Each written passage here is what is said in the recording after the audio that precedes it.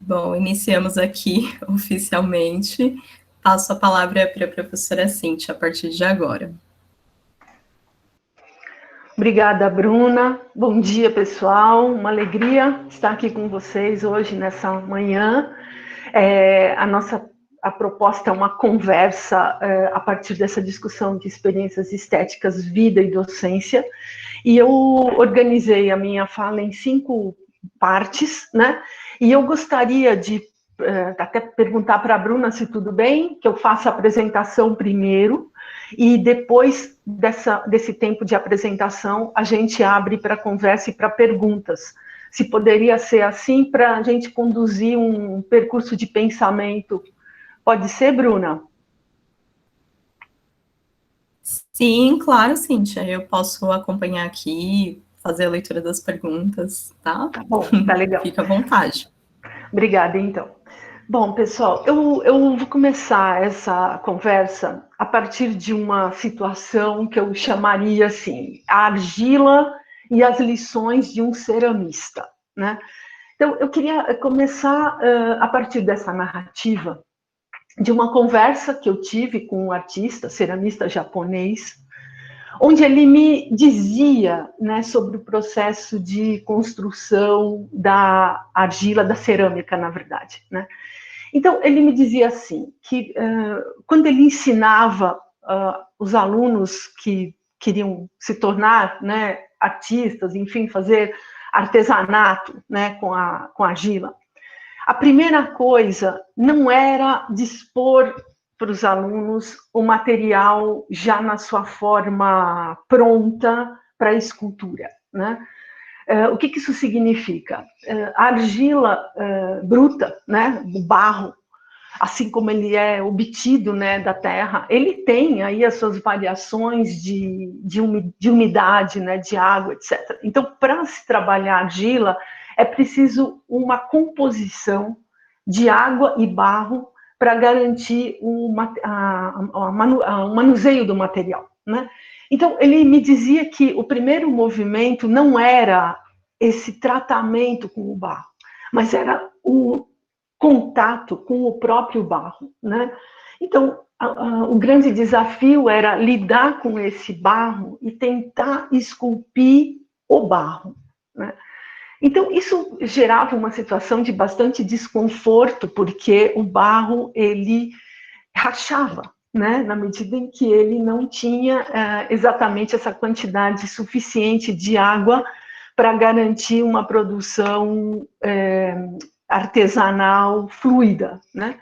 Mas era assim o começo da conversa. Então, era preciso tentar construir as esculturas ou tentar construir formas a partir desse contato com o barro. Esse é um primeiro dado e eu sigo com vocês numa segunda informação que ele me diz também, que é a seguinte. Para os japoneses, né, para certa tradição da cultura japonesa, a queima da argila, ela é um processo muito especial e que não é algo, vamos dizer assim, não é um apêndice, né, do término de um produto. Ela é parte constitutiva da produção da peça. Em que sentido? Quando a argila ela é transformada em cerâmica, e isso vai para o forno e vai para a queima, há muitas quebras, né? Então, tem muitas peças que saem partidas, que saem rachadas, que têm fissuras, né? E que, no primeiro olhar, a gente diria, bom, são peças que não deram certo, peças defeituosas, né? E ele disse que para a tradição japonesa, né, para certa tradição japonesa, essa trinca, essa rachadura, ela não era um problema, mas ela era parte constitutiva da própria peça. O que isso quer dizer? Que se a peça rachou, é porque tinha que rachar, né? Em que sentido? Que tinham ali forças naquele material, né? A forma como aquele material foi constituído produziu um conjunto de forças, produziu uma textura, uma tessitura, né? que, em contato com o fogo, levou à rachadura.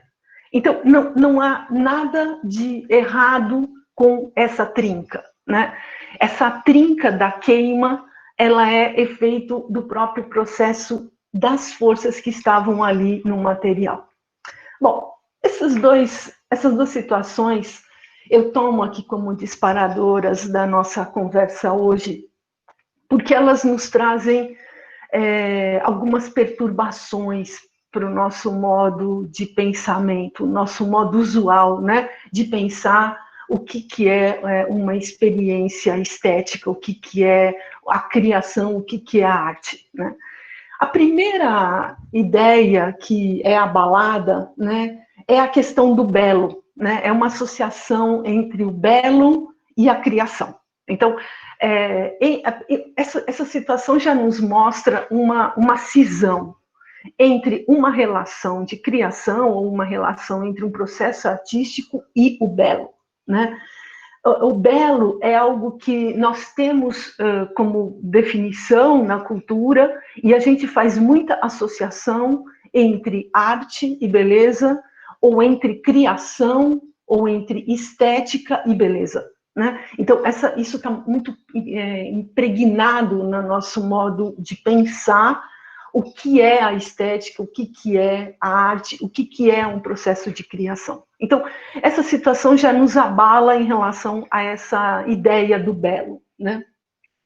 O outro abalo é um pré-julgamento daquilo que a gente entende como arte, né? Como se uma criação dependesse de um juízo de valor transcendental, né? O que quer dizer isso, um juízo de valor transcendental? Um juízo de valor que paira sobre nós e que comandaria as nossas visões sobre o que é arte, né? O que é criação, o que é o artista. Então, esse pré-julgamento, ele já entra em abalo na medida em que, quando eu lido com essa experiência e vivo a experiência com o próprio material, coisas acontecem, né? Que elas são mais fortes do que esse juízo maior, que eu estou chamando de um juízo transcendental aqui. A outra ideia importantíssima de abalo é que o sujeito da criação, ou a ideia de artista, ou a ideia de criador, entra em xeque, né? Por quê? Porque na nossa visão contemporânea, né, moderna, contemporânea, clássica do que a gente entende como arte, como estética, o sujeito é o criador, né? Então, o artista, ele é o gênio da criação, ele é o sujeito da criação, e ele detém um controle do processo. Então, ele tanto tem a liberdade de dizer eu vou criar tal coisa, quanto detém o poder sobre os materiais. É assim que nós entendemos, de maneira usual, a discussão do campo das artes, a discussão do campo da estética.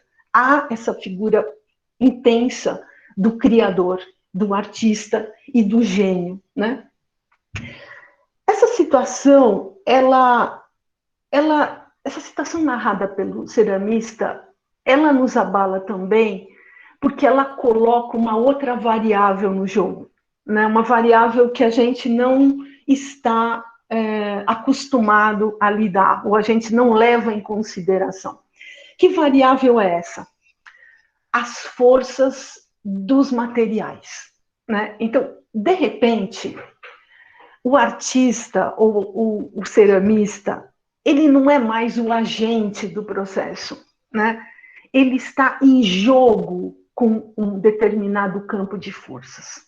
Então, é como se nós olhássemos para essa situação e víssemos que há, né, nessa proposta de trabalho que o ceramista nos convida a pensar, uma ideia de que é preciso lutar com o material, né? Então, a ideia de começar o trabalho da argila com um material bruto, barro, ainda sem o seu manuseio com a umidade, com a água, a ideia de que a argila, como cerâmica, pode quebrar na queima, né? Elas nos mostram a presença muito forte de uma força, que é a força do próprio material. Então, quem é o artista agora nesse jogo de forças, né? Então, há aí uma diluição dessas figuras. Eu não tenho mais, de um lado, o artista com o poder sobre o material, mas eu tenho o artista lutando com o material.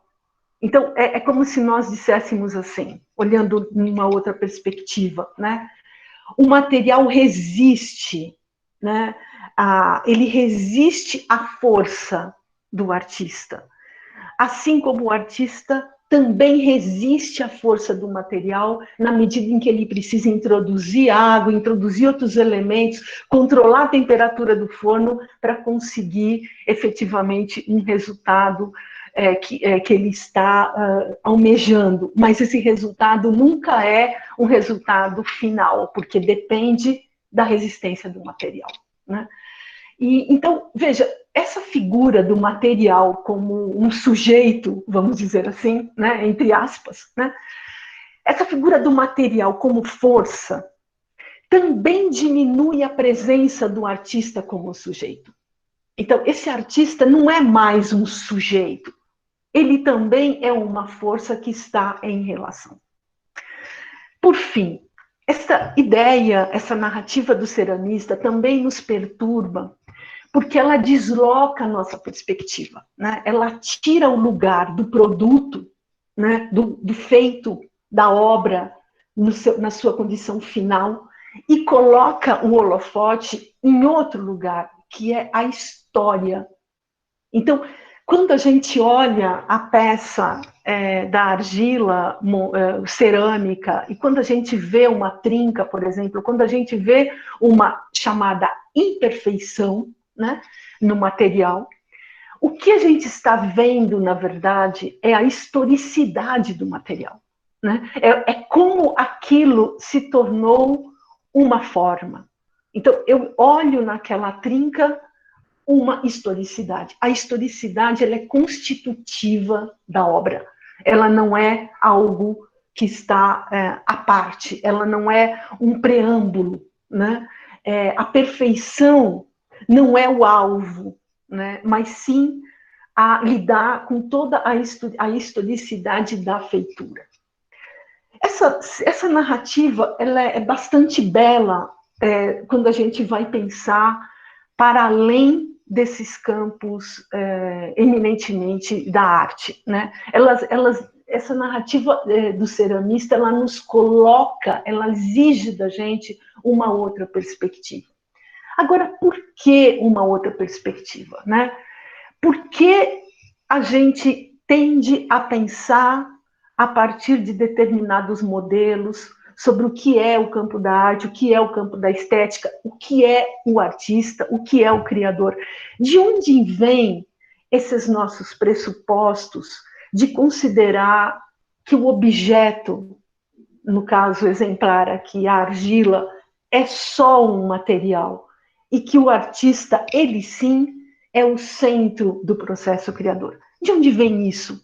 Então, essa segunda parte da minha fala diz respeito a uma contextualização muito breve sobre os nossos modos culturais de pensar e de sentir, né? Quer dizer, de que maneira que nós estamos tão impregnados sobre um certo modo de pensamento, um certo modo de sensibilidade, que a gente experiencia o mundo de uma determinada maneira, entendendo que essa é a maneira única, né? Então, de onde vem isso? A gente tem, desde a modernidade e com um acento também presente na contemporaneidade, o imperativo do sujeito, né? O imperativo da subjetividade, ele nos conduz, né? Nós não conseguimos viver experiências sem que a gente tenha que dizer eu, né? Sem que a gente não tome o sujeito como referência dos processos, né?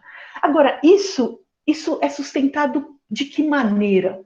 Historicamente, isso vem sendo sustentado por várias discursividades no campo do conhecimento. Então, a gente tem uma discursividade psicológica que nos diz de um eu subjetivo, que nos diz de uma interioridade de afetos, né? A gente tem uma interioridade psicanalítica, a gente tem uma discursividade psicanalítica que vai nos dizer de uma interioridade do desejo. A gente tem uma discursividade histórica, uma discursividade antropológica, uma discursividade política, que vão nos dizer de um sujeito que se confunde com uma identidade cultural. Então, nós nos pensamos também como identidades culturais, no interior de um grupo, no interior de um contexto geográfico, no interior de um contexto político, no interior de um contexto socioeconômico e assim sucessivamente. Então, a modernidade e a contemporaneidade, elas se organizaram discursivamente para instituir esse imperativo da subjetividade. É tanto uma subjetividade do foro íntimo, né, como a gente entende, uma subjetividade de emoções ou de sentimentos, uma subjetividade psi, que a gente chamaria, quanto uma subjetividade social ou coletiva. É o que eu estou chamando de uma identidade cultural, uma identidade sociohistórica. Então, se nós olharmos para esse modo de pensamento, a gente vai sempre bater num fundamento, que é o fundamento do indivíduo, que é o fundamento do sujeito. Sempre a partir do sujeito eu penso a sociedade. Então, é como se a sociedade fosse um coletivo de identidades, um coletivo de subjetividades culturais. Isto é um modo como a cultura organiza a sua existência, né? É neste interior que nós estamos imersos. Então, isso muito rapidamente, né, para a gente circunscrever, essas discursividades, elas também informam as várias práticas que nós vivenciamos. Então, as experiências estéticas, elas também, ou as experiências artísticas, elas também são entendidas a partir desta subjetividade, a partir dessa prerrogativa de um eu que comanda, de um sujeito que comanda, né? Então, eu tenho a experiência estética ou a arte, ela é sempre reflexo ou de um sujeito, na medida em que ela é um reflexo subjetivo de um campo de afetos e de emoções, ou ela é o reflexo de uma cultura, o reflexo de um grupo, o reflexo de uma vida social. Nesse sentido, nós vivemos as experiências estéticas sempre numa chave de espelhamento, numa chave de reconhecimento subjetivo, né? Então, é como se nós entrássemos em contato com a arte, ou como fazedores da arte, ou como espectadores da arte, né? Como sujeitos que entram num movimento de autoconhecimento. Né? Então, é muito comum a gente ter uma discussão ou uma experiência da arte onde a gente diz, isto diz de mim, isso fala de mim, eu me reconheço nisso, né? Eu entendo isso porque isso tem a ver com o meu universo. Então, há um processo de espelhamento e de rebatimento entre um sujeito na sua interioridade, ou do foro íntimo, ou de uma interioridade, de uma identidade cultural, como eu disse, que se reconhece na obra, né? Ou que faz uma obra para manifestar esta identidade, para manifestar essa interioridade. Então, se a gente olha para essa perspectiva, a arte e as experiências estéticas ou as experiências artísticas, elas funcionam como um rebatimento, uma representação de uma dimensão subjetiva, de uma condição de um sujeito. É assim que a nossa cultura tem vivido a condição da experiência artística ou da experiência estética na sua forma mais comum. É assim que nós tendemos a experimentar esta condição da arte. Com isso, a gente tem uma situação onde toda a experiência que eu vivencio, ela nada mais é do que dizer mais uma vez sobre mim mesmo, né? Então, as experiências, elas tendem a ser limitadas ao olhar do sujeito que vê, né? Eu só valido aquilo como uma experiência, como arte, na medida em que eu entendo, na medida em que eu compreendo, na medida em que eu reconheço o gênio de um artista que jamais pode ser igual a mim. Ele é o criador, ele detém o processo, ele detém o movimento da criação, ele detém o poder sobre os materiais. Então, vejam o pacote fechado, né? É nesse sentido que, em razão desse imperativo de uma subjetividade, seja do ponto de vista psi, seja do ponto de vista mais alargado, sociocultural, a arte se torna refém deste olhar. E é muito interessante a gente perceber que muitas vezes no campo educacional a gente também faz a arte funcionar nesta chave, né? A arte está a serviço da expressão de uma subjetividade do aluno, por exemplo, ou de uma subjetividade do docente, ou de uma subjetividade de um grupo social, né? Essa situação, novamente, né, que trazida pela narrativa do ceramista, na medida em que ela coloca outro elemento em jogo, ela coloca forças em movimento, desculpa, na medida em que ela coloca forças em movimento, ela exige da gente um outro tipo de abordagem, né? Exige que a gente coloque em suspensão um pouco esse imperativo do sujeito para tentar seguir a partir de outras possibilidades. Então, o exercício que a gente vai fazer aqui, agora, nessa conversa, é o exercício de deslocamento, né? E esse deslocamento passa por alguns convites, vamos dizer assim. O primeiro deles é a gente entrar num campo de dessacralização da arte, dos campos estéticos ou dos campos artísticos, né? O que significa essa dessacralização? Tanto retirar o lugar de poder do artista como gênio criador, do qual eu não me aproximo, ou se eu sou um artista, eu me entendo como um gênio criador e, portanto, eu não consigo ver mais nada, eu não consigo ver que os materiais estão lutando comigo. Então, a primeira questão é desacralizar essa figura, né? Então, seja um artista, seja o sujeito que se relaciona com a experiência estética ou que atua no campo da experiência estética, ele precisa abrir mão dessa sacralização para conseguir experimentar outras possibilidades. Então, esse é um primeiro convite, né? Desacralizar significa trazer aquilo para o mundo mundano, né? E aqui eu estou usando o termo mundano no sentido técnico.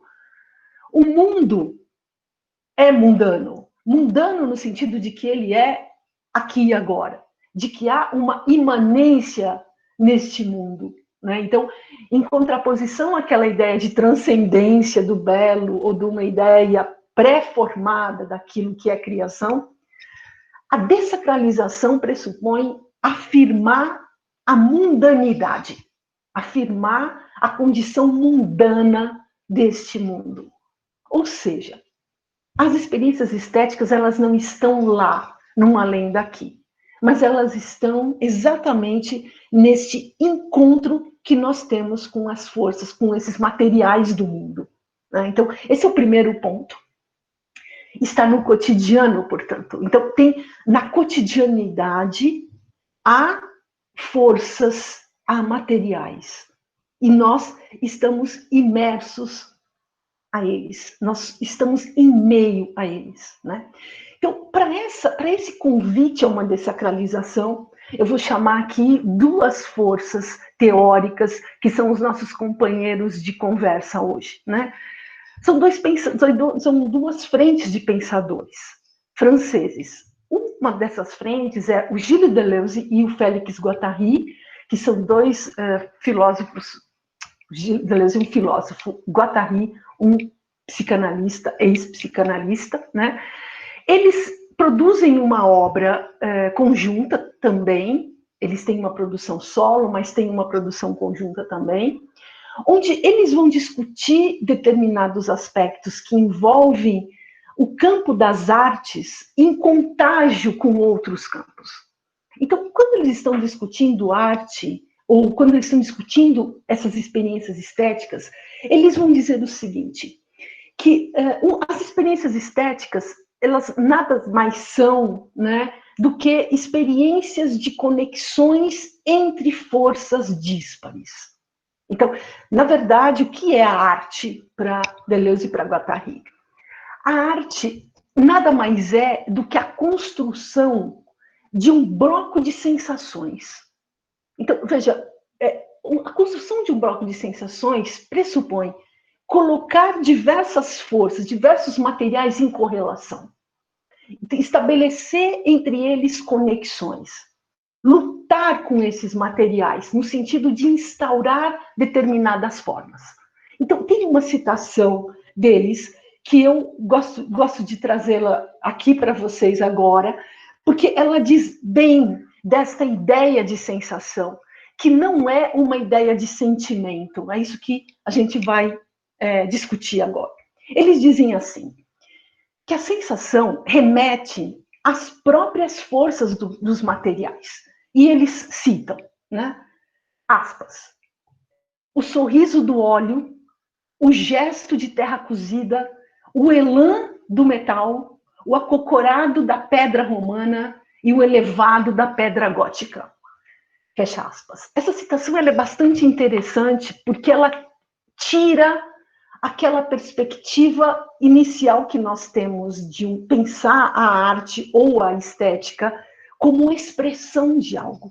Então, quando eu olho um quadro e vejo a moça sorrindo no quadro, por exemplo, a nossa primeira interrogação, dada pela força do modo como a cultura pensa a arte, é qual o sentido desta obra? Qual o sentido deste sorriso? Né?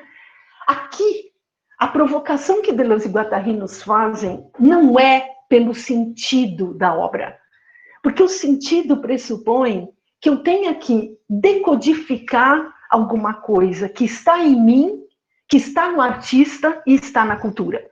Então, é como se nós tivéssemos que traduzir o que o artista quis expressar, né, por meio de um sentido, onde eu vou acessar esse sentido e quando isso reverbera em mim, eu digo, gostei.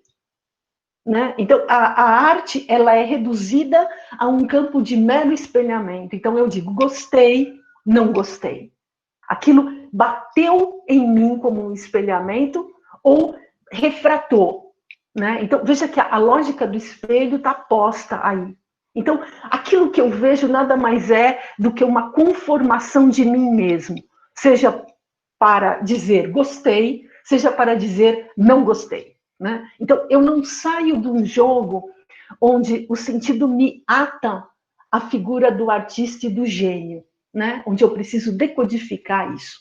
A provocação que Deleuze e Guattari nos faz aqui tira a prerrogativa do sentido e me joga para um outro lugar, me joga para um campo de sensação. Então, não é o sorriso da moça, é o sorriso de óleo. Vejam que diferença fantástica.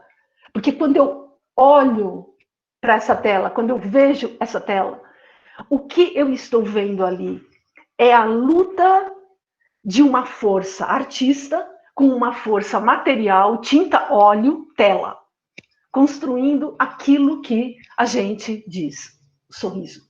Mas esse sorriso, ele não é um sorriso que tem um sentido a priori. O que eu estou vendo ali efetivamente, é o próprio material em construção. Da mesma maneira, o gesto de terra cozida, onde eu vejo uma escultura e não mais, eu pergunto qual o sentido desse gesto, qual o sentido dessa escultura, mas eu vejo na própria argila, na própria cerâmica, no próprio material, a força do material se transformando em gesto. Ou a própria força do metal se contorcendo, né? Quando ele diz o elan do metal, esse arrebatamento do metal que verga. Então, veja, isso nos desloca absolutamente. Porque na medida em que eu estou no campo da sensação, para Deleuze e Guattari, eu preciso deixar de lado esse campo viciado das emoções e dos sentimentos, porque eles reverberam um sujeito que já se sabe, né? Eles só rebatem um sujeito que já sabe de si e que só estaria em relação a um conhecimento de si, a um autoconhecimento de si. Na medida em que eu me permito entrar em relação com os materiais, eu entro em contato com forças, e essas forças me deslocam, elas me produzem outros modos de sensibilidade que não estão previstos no meu campo do sensível. Me produzem outros modos de pensamento que não estão previstos no meu campo do pensável. Então, isso é absolutamente radical, porque eu não mais me atenho à representação do sorriso da moça na tela, mas eu entro em contato agora com a própria força do material em contorção. E de que maneira que o meu encontro com essas forças, na medida em que eu também sou uma força com esses materiais, em que medida que isso me produz outros pensamentos, outros modos de sentir. Então, a ideia de arte para o Deleuze e para o Guattari vai dizer assim, vai sustentar a tese de que eu preciso levar em consideração a luta com esses materiais, o enfrentamento dessas forças, e que, portanto, a arte nada mais é do que a instauração de um bloco de sensações e nada mais. Né? Onde ela se sustenta por si só, né? Então o monumento está lá, a obra está lá, mas ela se sustenta como um bloco de sensações, onde o artista não era o gênio, mas ele era também uma força em composição com outras forças, junto com aqueles materiais. Então, eu tenho aí uma discussão muito mais dessubjetivada, né? É isso que a gente vai comentar. Isso me coloca num campo onde eu não estou mais buscando o reconhecimento de mim mesmo na obra, ou buscando o entendimento da obra, mas eu entro num campo de desencontro comigo mesmo. Né? Na medida em que eu entro em contato com outras experimentações com esses materiais. Veja, tanto como artista, quanto como alguém que está em relação com uma obra.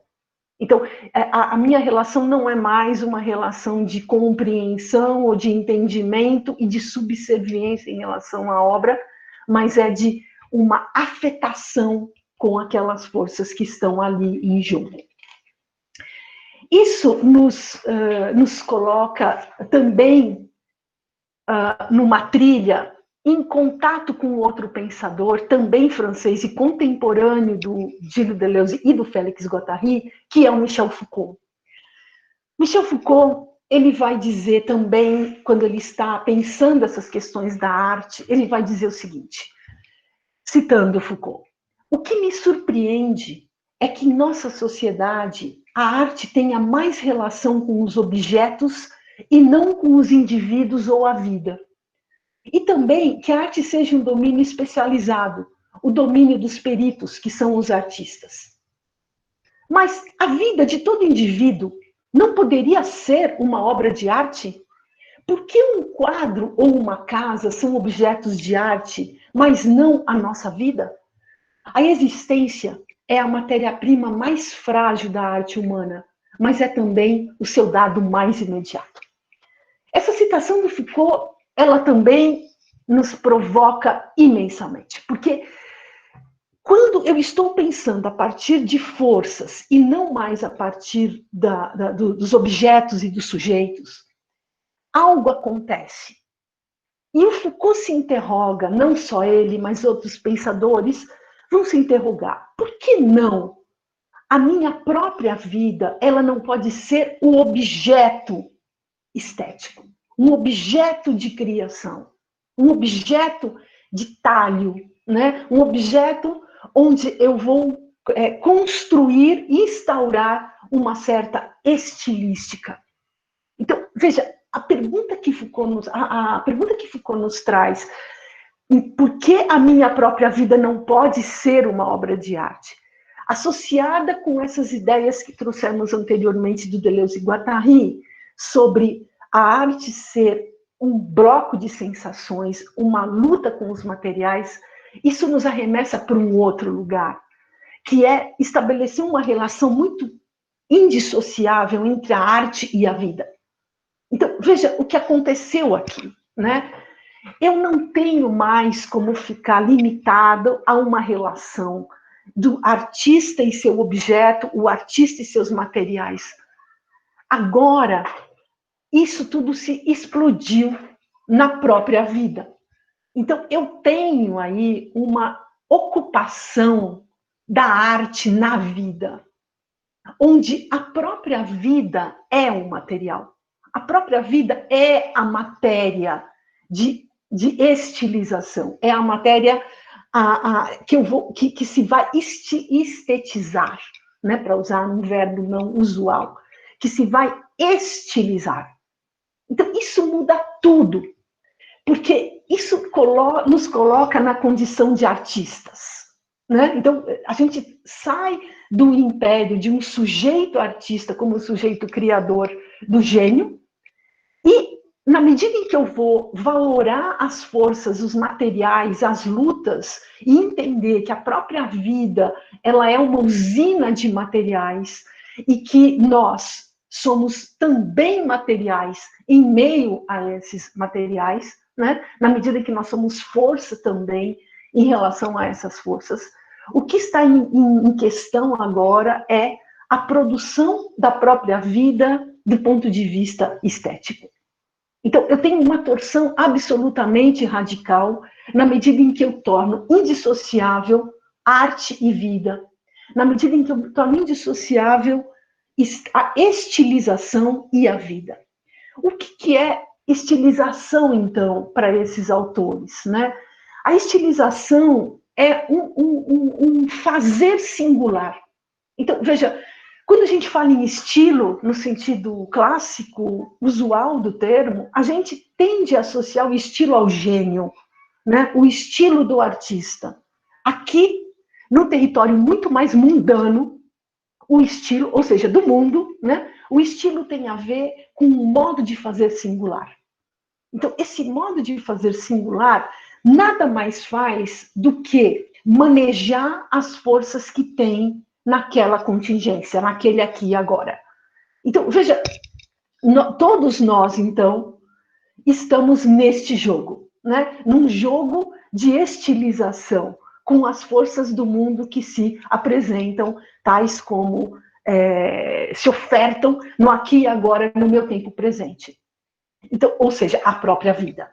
Então, estilizar significa fazer de maneira singular, em razão das contingências, e aí uma ideia incrível, inventando os procedimentos necessários a partir daquelas lutas, daqueles enfrentamentos que se dão com os próprios materiais. Então, aqui aparece algo fantástico.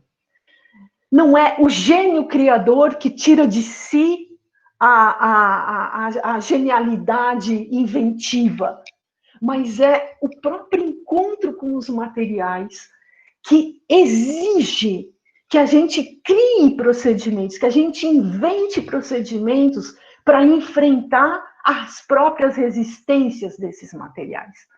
Então, veja, isto é uma total dessacralização do mundo. É por isso que a gente diz, com Deleuze e Guattari, que nós estamos trabalhando a partir de uma filosofia da imanência. O que quer dizer imanência? A imanência, grosso modo, diz respeito a essas contingências, essas forças das contingências que estão nos movimentos da vida nesse aqui e agora. Então, eu não invento um procedimento a partir de uma idealização a priori, né? A partir de uma genialidade, a partir do sujeito criador. Eu invento um procedimento no calor da luta com as próprias forças do mundo, com os próprios materiais. Então, somos artistas de nossos fazeres, percebem? É essa a ideia que está em jogo aqui.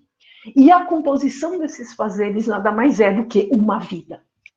Então, vocês estão vendo a radicalidade dessas proposições na medida em que o procedimento é um jogo, né? Eu invento um jogo que, para poder fazer acontecer, para poder instaurar uma determinada forma, para poder fazer alguma coisa ganhar existência no mundo, que é isso que a gente chama obra, né? É isso que a gente chama criação.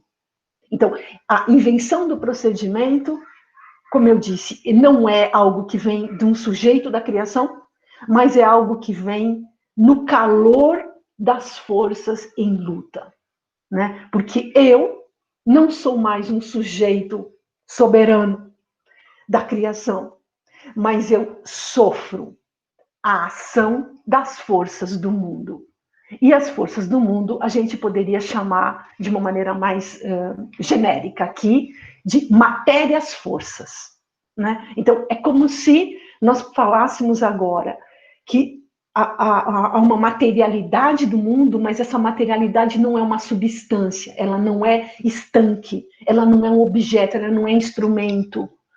São matérias em movimento, matérias que têm movimento, matérias que produzem forças na medida em que são corpos que entram em relação. O meu corpo e o corpo do barro. O meu corpo, o corpo do óleo, da tinta óleo, o meu corpo e o corpo da escrita, o corpo da palavra, né? O corpo da minha voz. Percebem a força disso, né? Então, é o sujeito que está no teatro e ele está lidando com o corpo do espaço, com o corpo da voz, com o corpo do gesto. Então, não é ele o sujeito da criação, mas é todo um contexto, é toda uma paisagem, como vão dizer Deleuze e Guattari, que vão compor esta feitura, que vão compor esta obra, que vão erigir essa obra, que vão estilizar essas forças. Veja que lindo isso, né? Porque estilização, portanto, nessa perspectiva, supõe uma experimentação. Então, o que significa experimentar? Experimentar significa colocar forças, colocar materiais forças em conexão, em atrito, em fricção, em correlação, de tal maneira que é o resultado dessas afecções, como a gente poderia chamar, afecções, desses atritos que produziriam obras, produziriam acontecimentos, instaurariam as existências no mundo, né? Essa ideia de arte-vida, portanto, essa ideia de indissociabilidade, vocês já perceberam que ela implode completamente uma ideia de sujeito, ela coloca em questão o imperativo da subjetividade como essa lei, né? Essa lei imperativa que conduz os nossos modos de existência. Então, nós nos colocaríamos a pergunta, né? E se nós nos tomarmos não mais como objetos, como sujeitos, como substâncias, mas como forças? Quais as implicações disso em termos das nossas vidas, não é? Em termos dos nossos modos de viver. Porque, vejam, não se trata de dizer que um filósofo está certo e o outro filósofo está errado, né? Aqui, o que eu estou propondo a vocês é um convite da gente conversar com Deleuze e Guattari, com Foucault, a partir dessa perspectiva, abrindo mão de uma perspectiva de uma subjetividade que se impõe como soberana, para tentar pensar uma posição assubjetiva, né? Onde o que está em questão agora é a potência das forças e onde nós não somos mais substâncias ou sujeitos, essências pensantes, sob controle, geniais, criadoras, mas nós somos também forças em relação. Então, é como se nós pudéssemos dizer, todos somos feitos de forças. E todos mesmos. Porque aí eu não estou mais falando de forças só humanas, mas eu estou falando também das forças inumanas que convivem conosco. Né? Então, por exemplo, usei o exemplo da escrita, né? Quando eu entro em contato com a palavra, o texto, né? E isso é muito interessante que o João Cabral de Melo Neto já, num poema, falou disso com tanta presença, né? Quando ele fala da luta com o papel, da luta das palavras com o papel, né? Então, a questão das palavras, elas não vêm, né, do meu eu interior, né? Nessa perspectiva, as palavras emergem a partir de uma luta que eu tenho com a tela do computador, com o papel, com os livros que li, com os filmes que vi, com as experiências que vivenciei. Quer dizer, as palavras, elas não são geração espontânea de um sujeito criador, né? Mas as palavras são matérias-forças, assim como eu sou matéria-força. Então, para a gente dizer eu nessa perspectiva, é preciso entender este eu como dissolvido, como feito de forças, como alguma coisa que não se substancialize, mas que se deixa permeabilizar por todas essas forças dessas matérias do mundo que estão em relação. Então, isso nos coloca numa condição absolutamente impessoal e assubjetiva. E é muito interessante a gente ver que essa ideia do impessoal e do assubjetivo, ela não é um apagamento de nós, mas, ao contrário, ela é a potencialização da própria vida do ponto de vista da sua estilização. Né? Quer dizer, sai de cena o sujeito ou uma potência subjetiva e entra em cena a potência da própria obra, dos próprios feitos. Então, há uma potência nessa dimensão impessoal, há uma potência nessa dimensão assubjetiva.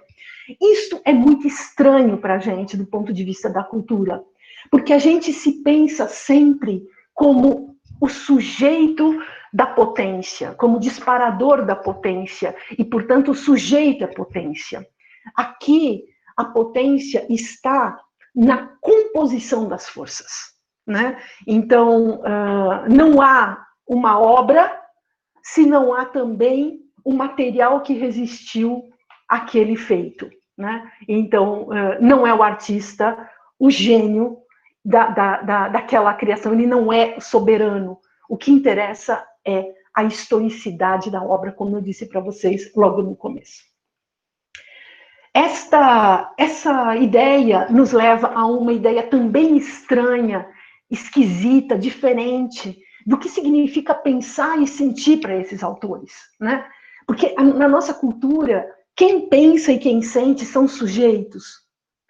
Para esses autores, na medida em que eu estou falando de uma economia de forças, que eu estou falando de um conjunto de forças em composição, eu posso dizer que há um pensamento da arte, que é um pensamento da obra, que o modo como ela se constitui é o seu modo de pensar e o modo de sentir. Não há separação entre pensar e sentir.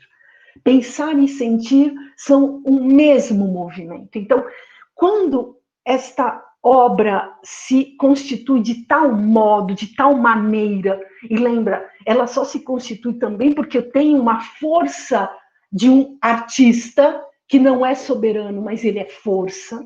Então, quando esse feito se faz, aquilo é um modo de existir.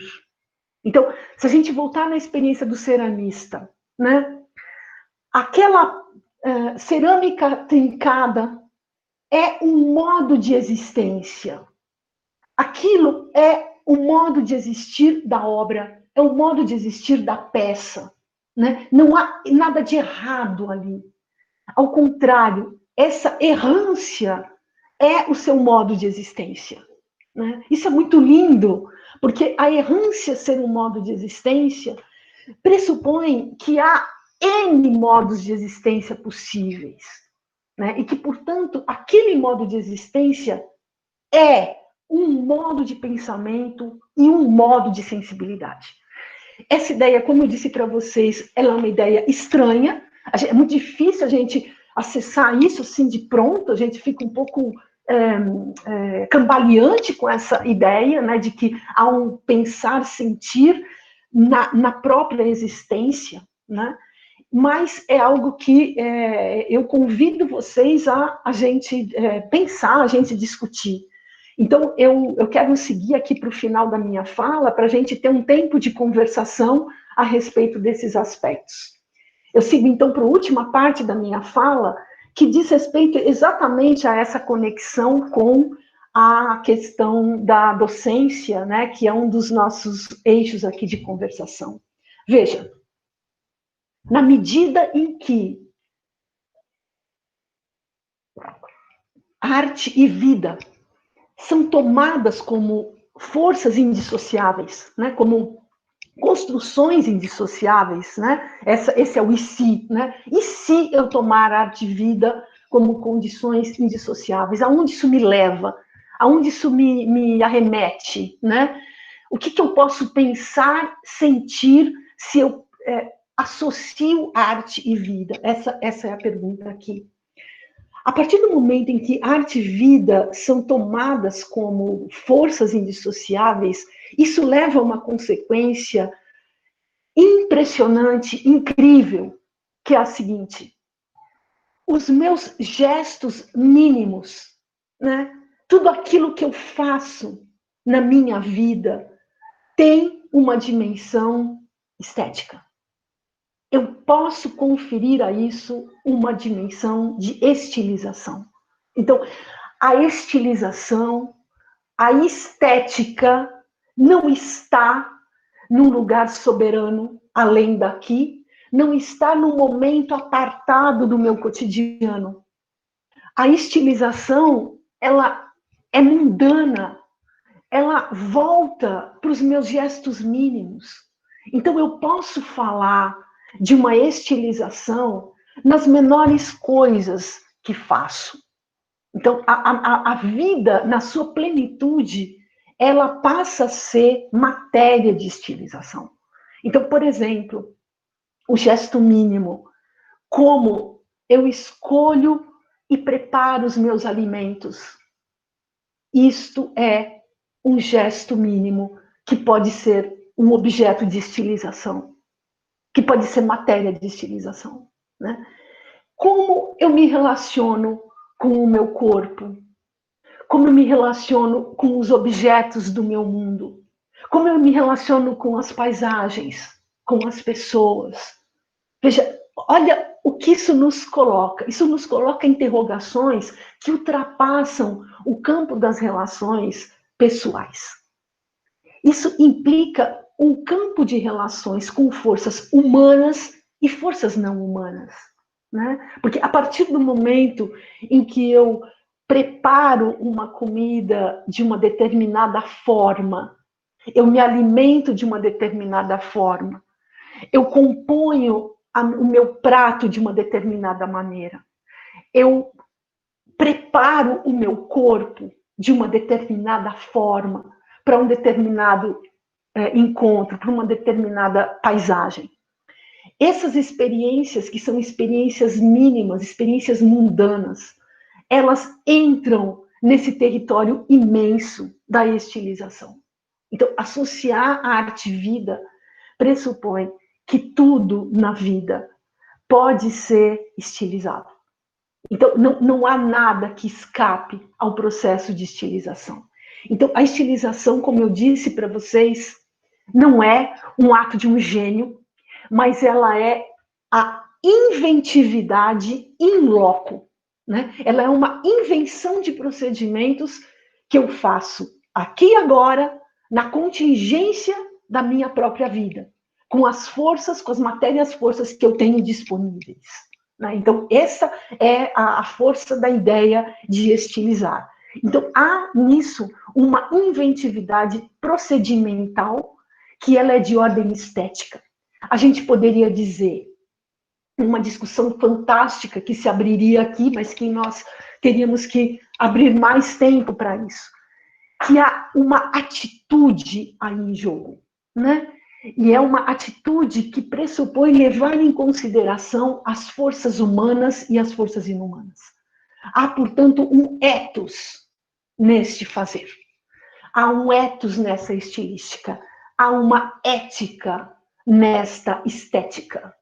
Então, nesse sentido, quando a gente fala em estilizar, quando a gente fala em estética, a gente está falando de uma ética, na medida em que pressupõe um tipo de relação que eu tenho comigo mesma, que eu tenho com as forças do mundo, que eu tenho com as outras pessoas. E entendendo que esse comigo mesmo não é mais de um sujeito que se vê a si mesmo, mas é de um sujeito força, dissolvido no meio de todas essas matérias. Isso nos leva a pensar que todos os nossos fazeres estão imantados por uma substância ética, por uma matéria ética possível, né? Que eles são alvos de estilização. E que, portanto, quando a gente fala em docência, como um dos fazeres possíveis da nossa vida, não dá para a gente entender que a docência é um fazer técnico, apartado da minha dimensão existencial. Então, a docência, ela pode trazer esta implicação de uma indissociabilidade entre arte e vida, na medida em que a docência nada mais é do que colocar em estilização as matérias-forças da própria vida. Então, veja como isso muda tudo, né? Porque a experiência docente não passa a ser uma outra experiência, apartado da minha vida, né? A experiência da docência, ela entra numa relação de contiguidade com a minha própria existência. Ou seja, a docência nada mais é do que a invenção estética, portanto, a invenção de procedimentos, de manuseio, de matérias-forças que estão ali, que não é num ali sala de aula só. É um ali que tem a ver com a tua existência, com o teu aqui e agora, com o movimento de uma vida. Então, é como se aquilo que nós mobilizamos numa experiência docente nada mais é do que a totalidade de uma vida, que ali ganha uma instauração, um procedimento local, a partir das forças que estão em jogo ali, naquele momento, com aquelas pessoas, com aqueles alunos, com aqueles sujeitos, com aquele contexto. Né? Então, essa ideia de que a arte, ela não é um instrumento para ilustrar coisas, ela não é um instrumento para rebater as nossas visões já conhecidas, mas a proposta que Deleuze e Guattari nos convidam é fazer das artes uma companhia de vida. Então, não é falar sobre as artes que está em jogo aqui, não é pensar sobre as artes, mas é pensar com as artes. é pensar com o pensamento das artes. De que maneira que o pensamento das artes, ou esse pensamento estético, ou esse pensar sentir estético, eles contagiam os meus outros fazeres. Essa ideia de contágio é uma ideia muito importante para esses autores, na medida em que o contágio não significa que há uma soberania de um território em relação ao outro, né? Mas que esses dois territórios, eles se alimentam das suas próprias inventividades. Então, isso pressupõe que as artes, elas não são um objeto da docência aqui, né? Não é isso que está em jogo. As artes, elas não são um instrumento para a docência, para a gente poder ensinar outras coisas nessa perspectiva, elas não são ilustração dos nossos conteúdos, mas, ao contrário, de uma maneira muito mais radical, o pensar e o sentir das artes, eles passam a impregnar os nossos gestos mínimos de existência. E a docência nada mais é do que mais um desses inúmeros gestos mínimos de nossa existência que também podem ser estilizados.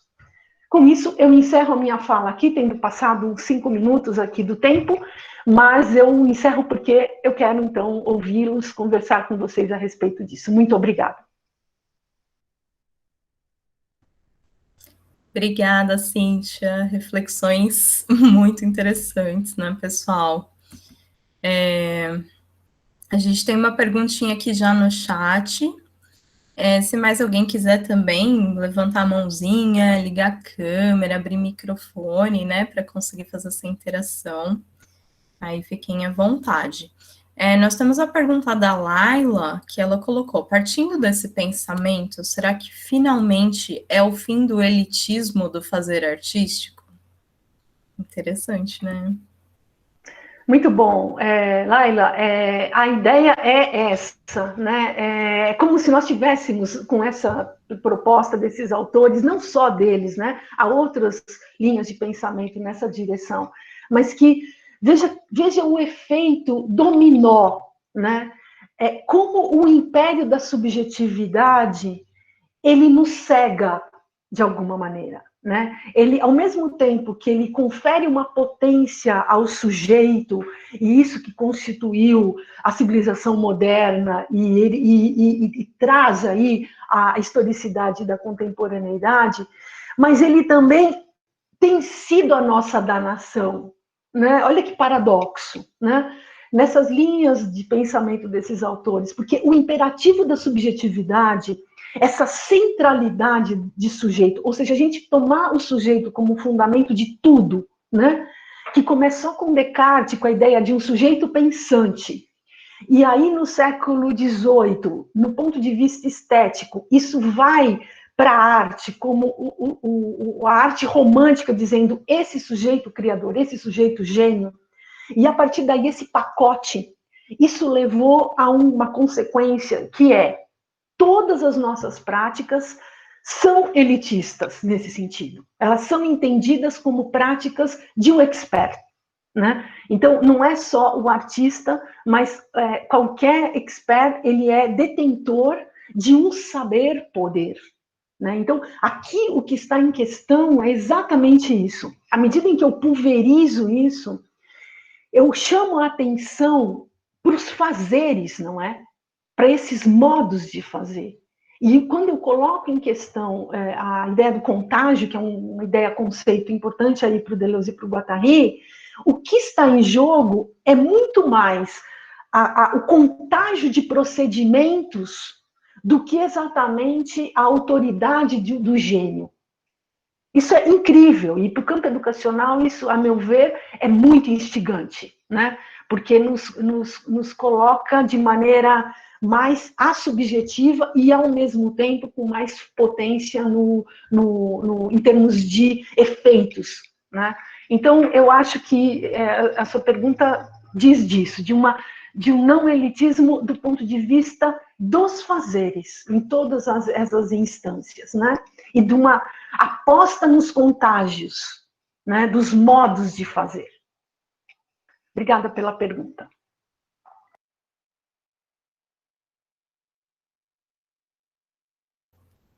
Muito legal, a Laila agradece aqui também. Dúvidas Mais também, perguntas, pessoal?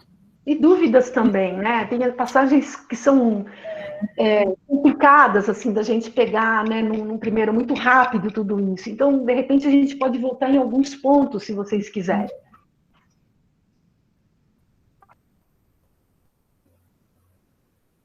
A Nara falou, eu como professora de literatura, refletindo agora, acho que sempre usei a ideia de que a arte e os escritores são imortais, sacralizados mesmo. Nara, é isso. Veja, você como professora de literatura, todos nós, né, nas nossas várias formações, esse é um modo de pensamento da cultura que parte desse pressuposto e que isso tá no nosso, isso é visceral, né? Está no nosso sangue, alma, né? De alguma maneira.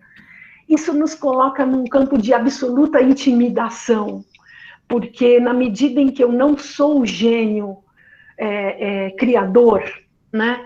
Eu me coloco numa condição de subserviência, né, em relação à criação.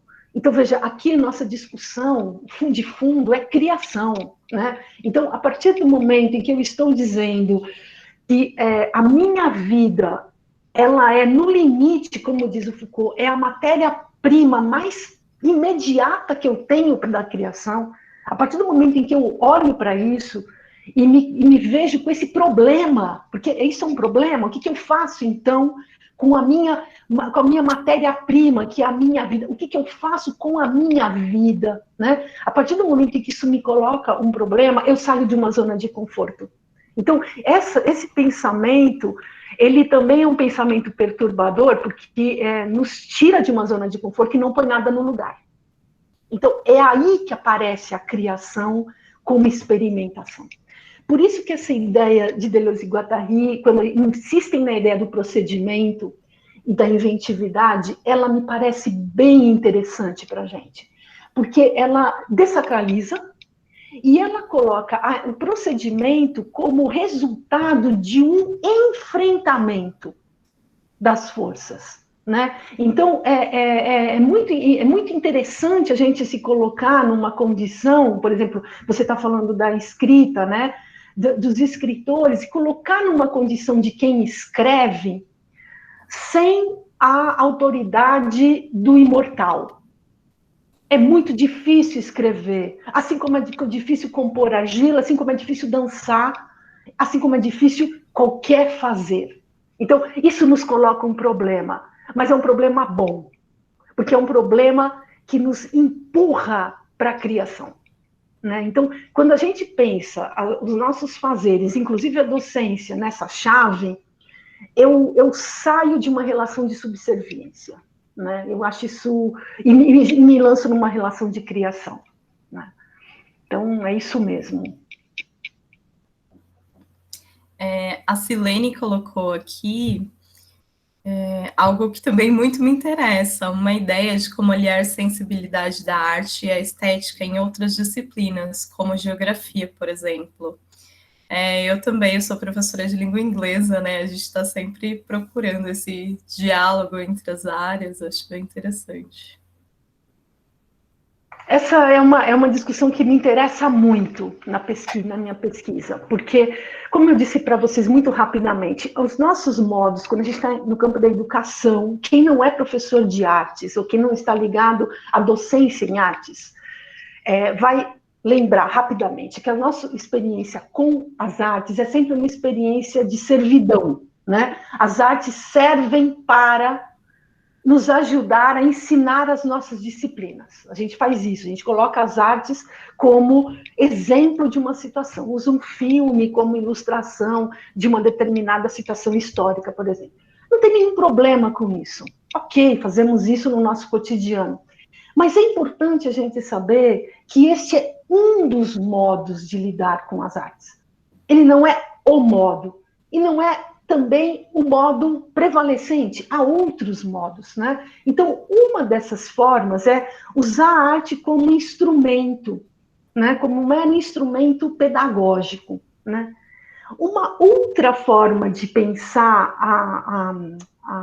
as artes diz respeito ao próprio professor que trabalha com artes, onde as artes são o seu objeto, o seu conteúdo imediato.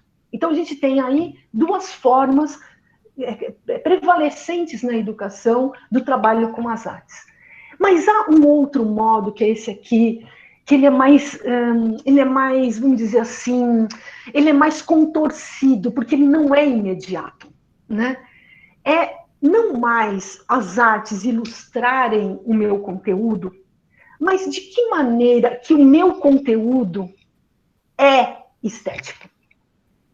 Né, que eu acho que é esse o ponto que a sua intervenção, Silene, me faz pensar, e quando a Bruna comenta também, né? Veja, não se trata mais de uma arte outra que vai imantar a geografia, mas se trata de ver a geografia na sua estética. Há uma estilização daquele modo de pensamento geográfico. Há uma estilização no modo de pensamento histórico. Há uma estilização no modo de pensamento biológico. Isso a gente precisa de um esforço maior para isso. Então, talvez para poder acessar isso, né? Porque, como eu disse para vocês, há uma estilização no modo como eu cozinho o meu macarrão. Você percebe isso? Quer dizer, você fala assim, mas o que o macarrão tem a ver com a estética? Tudo. Porque tem um modo singular de fazer. Então, quando eu olho para isso, por isso que essa mundanidade, né?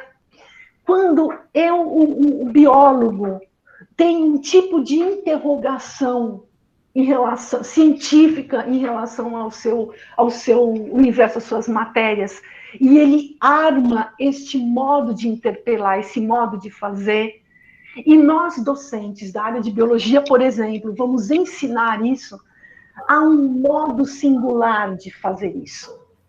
E isso é a estilização. Então, o que você ensina para o seu aluno não é a geografia, mas é um pensar-sentir geográfico. O que você ensina para o teu aluno de história não é a história, mas é um pensar-sentir histórico, né? Um pensar-sentir filosófico, um pensar-sentir literário, pensando com a pergunta que a Nara, né, o comentário que a Nara fez, né? Você percebe a diferença disso, né? Isso é muito radical, mas não é imediato, porque a gente está muito viciado com a arte como servidão, no sentido da arte instrumental, né? E não da arte do pensamento estético, do pensar-sentir geográfico, do pensar-sentir literário, do pensar-sentir biológico, do pensar-sentir artístico, né? Para isso, a gente precisa, como eu disse, fazer uma contorção, dar uma pirueta, né? Então, a discussão aqui na nossa fala hoje é nesse sentido dessa pirueta, né?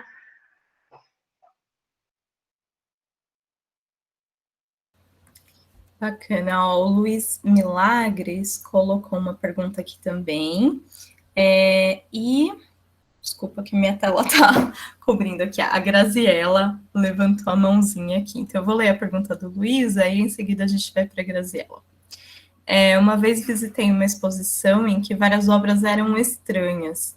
Em um canto havia um monte de vidros quebrados e tinha um título de obra. Em um outro canto, uma cadeira sobre a outra e tinha um título de obra. Como analisar e avaliar isso? Com certeza teve a subjetividade do autor ceramista. Ele coloca entre aspas. Luiz, essa pergunta é bem desafiadora, né? Bem provocativa, né? Porque quando a gente encontra essas matérias-forças instauradas, né? Vamos dizer, essas obras, né? A nossa pergunta viciada da cultura é a pergunta, o que isso quer dizer? Então, isso a nossa cultura, ela opera a partir da prerrogativa do sentido. Não é só o imperativo da subjetividade que nos comanda, é também o imperativo da verdade. Né? O Foucault e o Nietzsche vão ser dois pensadores companheiros bons para a gente pensar isso. Como o imperativo da verdade, ele é construtor da nossa cultura. Né? Nós nos movemos a partir dessa ideia de que há que se separar e que se dizer o que é a verdade. Portanto, o sentido nada mais é do que a descoberta da verdade. Esse é o nosso modo e a gente não consegue nadar fora disso. Né? Então, quando a arte ela ousa nessas criações, nesses seus movimentos, e a gente instaura imediatamente, mas o que isso quer dizer? Veja, a sua pergunta, como analisar e avaliar isso? Com certeza teve a subjetividade do autor. Essa pergunta, Luiz, como analisar e avaliar isso? E dizendo, com certeza teve a subjetividade do autor X, né, em jogo. Essa pergunta é uma pergunta pelo sentido. Né? Porque é a pergunta que nós nos fazemos, inclusive como professores, que o império do sentido é o nosso território. Né?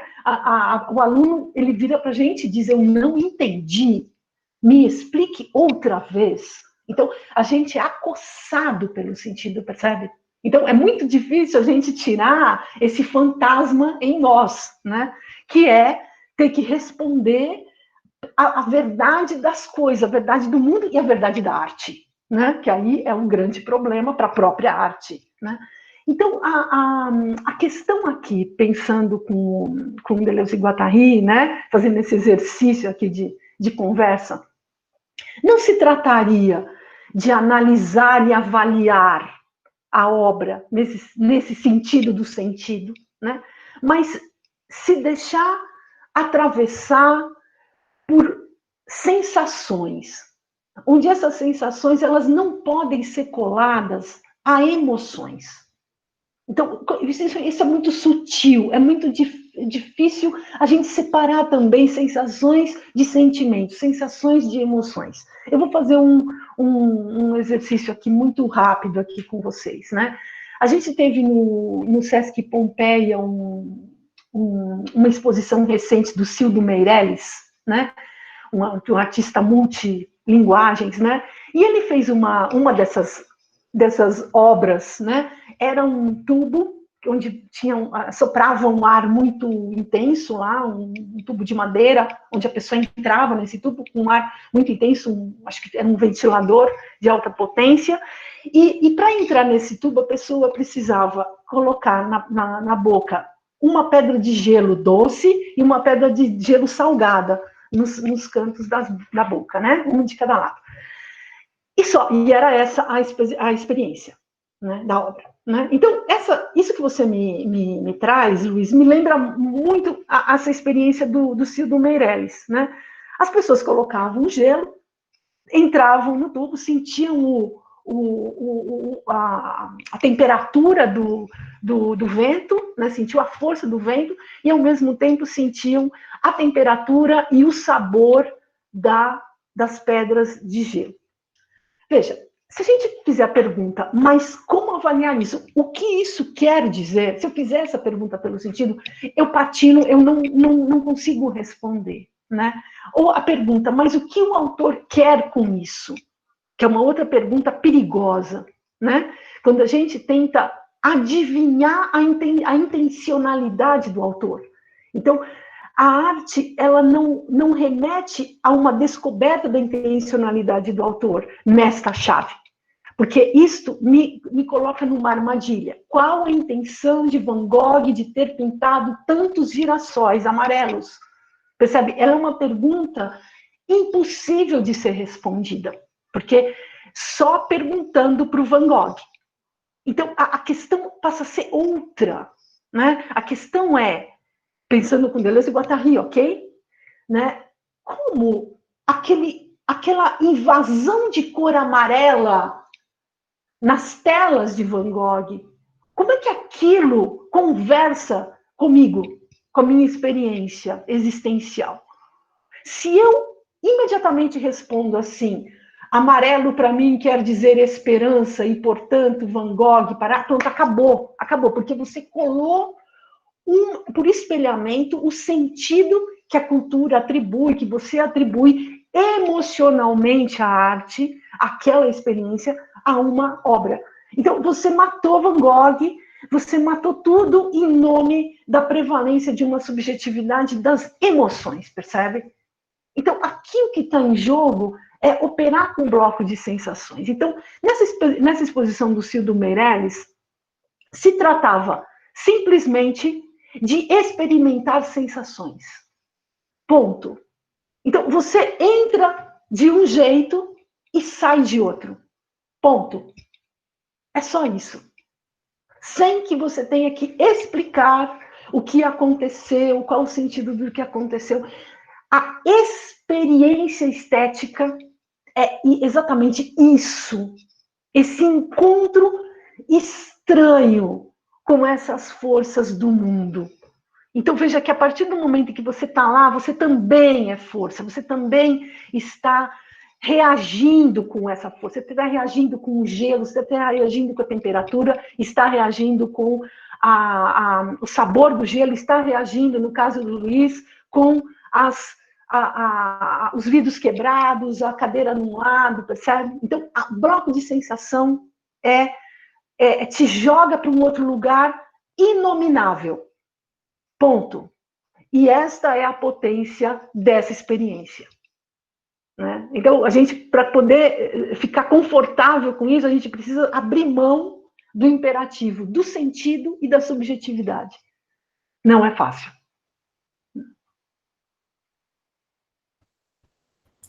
Bom, acho que a gente pode abrir, Graziella. Você quer fazer sua pergunta pelo microfone? Oi, bom dia. Vocês me ouvem? Professora Cíntia, eu queria um pouco entender qual que é não sei, fiquei pensando assim, qual que é o contexto assim que esses autores estão escrevendo, pensando sobre essas ideias da arte, fazer esse deslocamento, não pensar mais esse sujeito, tudo mais. Realmente é meio estranho assim. Para mim, assim, primeiro momento, assim, que eu fiquei pensando, assim, quando você começou a falar sobre a questão do o sorriso do óleo, o gesto, né, de terra cozida, eu fiquei pensando um pouco como que eles pensavam, assim, não sei se tem a ver, mas eu comecei a pensar um pouco sobre essa questão do fetiche da mercadoria, e não no sentido da obra de arte, né, como mercadoria, mas no sentido de como a gente está imerso nesse fetiche da mercadoria mesmo, de que tudo, a gente está sempre, né, com o celular, com os objetos, sempre pensando esses objetos e como dentro, né, tem um processo, né, que estava lendo um pouco assim de Lukács e Walter Benjamin, desse processo, né, de como as mercadorias elas começam a ter esse apelo estético, né, no início do século XX e tudo mais. Aí eu queria entender um pouco, assim, não sei, assim, eu fiquei pensando nessa questão estética, como para a gente tão, sei lá, tão apelativo mesmo, né, nesse sentido da mercadoria também, assim, a gente compra uma coisa porque é bonita, porque agrada, sabe?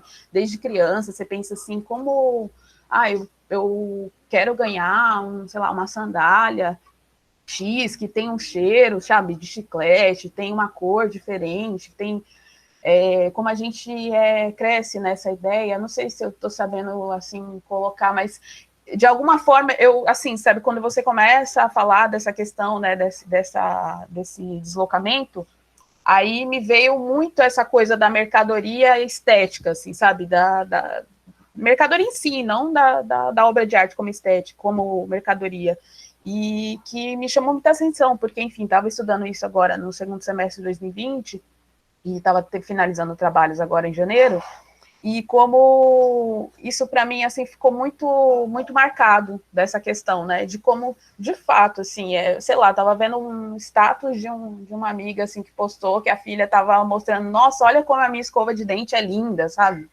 De que tinha ganhado uma escova de dente nova, assim, e aí entender como a gente dentro, imerso dentro dessa lógica, né, dessas mercadorias estéticas, assim, esse apelo, um pouco como eu deslocar disso e para esse caminho, né, de pensar esse deslocamento que você tá nos colocando, né, nos propondo, assim, enfim, estou sabendo nem explicar um pouco, porque ainda estou entendendo, assim. Mas, enfim, queria trazer um pouco sobre isso, assim, de como essa questão da mercadoria estética, assim, não da arte como mercadoria. Tá. Não sei se eu soube explicar. Enfim. Tá, Graziela, eu vou tentar conversar, então, com você, a partir dessa sua provocação, né, dessa ideia, porque isso nos leva a um ponto muito interessante que eu disse para vocês, bom, a gente precisaria abrir aqui um outro tempo de conversa que diz respeito ao campo da ética, né, o campo do ethos que eu comentei. Né? Então, vou tentar fazer isso de um jeito mais breve aqui. Né? Veja, quando a gente quando a gente fala a palavra estética, ou quando a gente fala, quando a gente se pensa nessa sociedade, como você mesmo diz, né, ela está imersa a um certo jogo, a um certo modo, de uma prevalência, de uma fetichização do mundo, tá certo? Que é assim, vamos entender o que é essa fetichização de um jeito não só marxista, mas os sujeitos e os objetos. Percebe essa prevalência? Os sujeitos e os objetos a serviço dos sujeitos. Né? Esse é o modo como nós nos organizamos. A gente está vivendo isso no sentido mais radical agora, com o esgotamento do planeta Terra, né? Que é a forma mais aguda de expressão dessa objetivação do mundo. Né? Então, você tem o sujeito homem, detentor de um poder e de um saber sobre o mundo, e do planeta Terra a serviço desse homem, Então, o que isso nos mostra? Esse imperativo de que há sujeitos e objetos que estão apartados. Há um mundo humano e há um mundo não humano. O mundo humano, ele é um mundo soberano, o mundo não humano, ele é um mundo que atende às necessidades do mundo humano.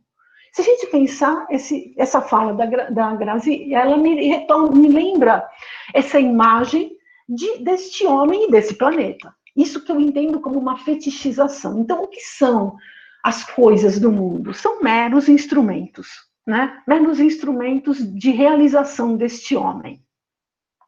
Isso nos leva a essas consequências de que todas as matérias que passam por nós, todos os objetos que passam por nós, eles passam não porque eles são coisas, mas porque eles são expressão do meu eu subjetivo. Então, quando você deu o exemplo lá do celular, ou de uma hiperexposição midiática nas redes sociais, de fotos, olha, minha escova de dente, tarará, o objeto, ele é a expressão do sujeito. Então, a escova de dente não tem uma vida própria.